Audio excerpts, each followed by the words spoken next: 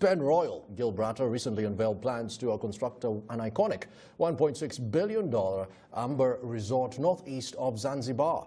The investment comes at a time when the government of Tanzania is encouraging investment by revising the tax regime. At the Hotel Investment Forum here in Kigali, we tracked the progress of the resort with Saleh Said, Managing Director of Penroyal Gibraltar and a YPO member. Here's more.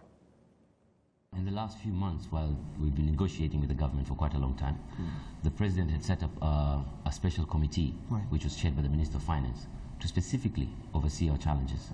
And that committee now has completed their report, and they've now agreed to give us a status, which we are the first strategic investor status in Zanzibar, which even gives us our income tax. Our corporate tax goes down from 30% to 15% for life, no capital gain tax, no stamp duty, exemption on land lease for 5 years, exemption on marina lease for 5 years, and we got a duty-free license for the whole resort.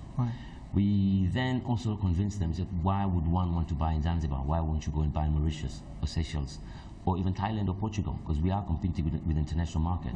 If people have the money to come and invest in Zanzibar and buy a villa of $500,000 or $700,000, we are looking at putting villas up to $5 million. Why would they come there? Why are we giving them in return?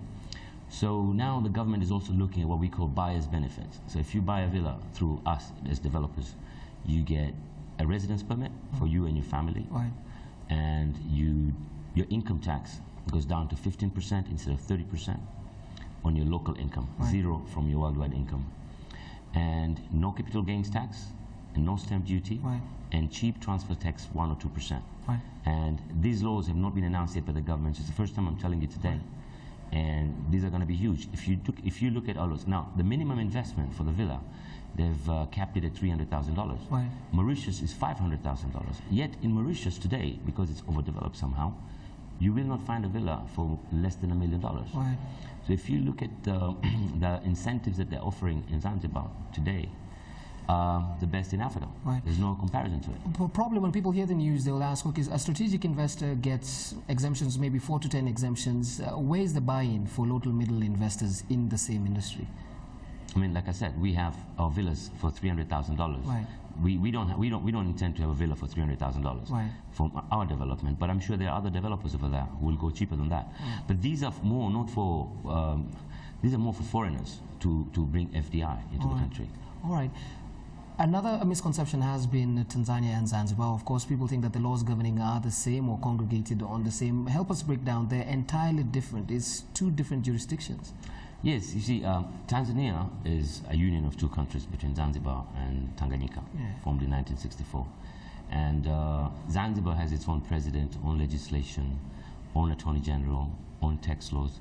We govern our own business and on a day-to-day basis. Tanzania does their own as well. What we share mostly is we share the monetary, the foreign office, and the security. So, but Zanzibar, if you look at, let's go talk about Zanzibar. People who talk about Africa today, I was listening, and they're saying that Africa's tourism growth is capped at around 5 to 6%. Zanzibar is on double digit. Last year we grew 28% on local, tourism. International tourism, 28%. I mean, the biggest challenge is to increase flights coming into Zanzibar. And I hope to see Emirates landing there one day, or a direct flight to London. But last year we did see Turkish Air started coming in, Qatar started coming in, Fly Dubai started coming in direct to Zanzibar. So we're going there. I mean, airlift improvement is key.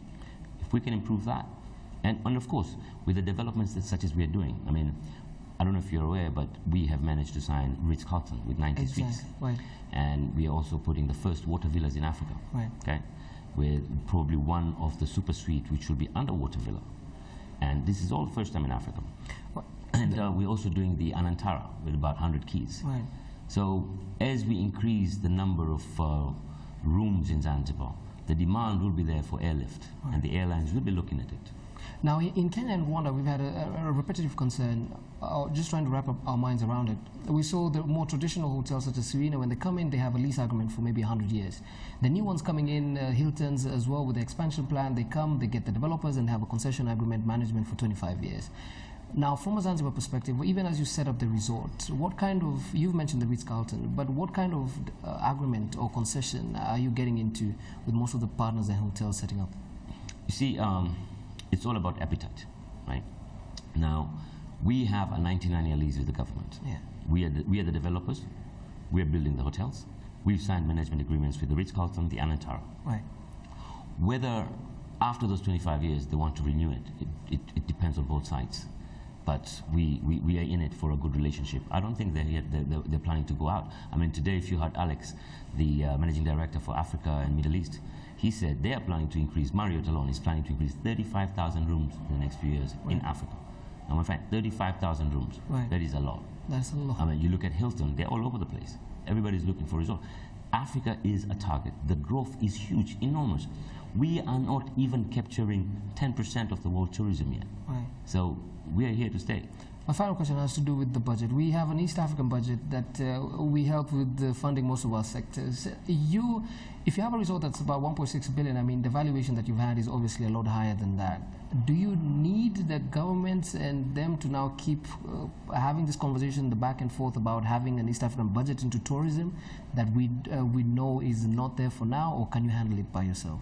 No, I don't think we can handle it on ourselves at the moment, because most of these things, if you take a look at it, in investment, all of this takes at least 3 to 5 years to mature.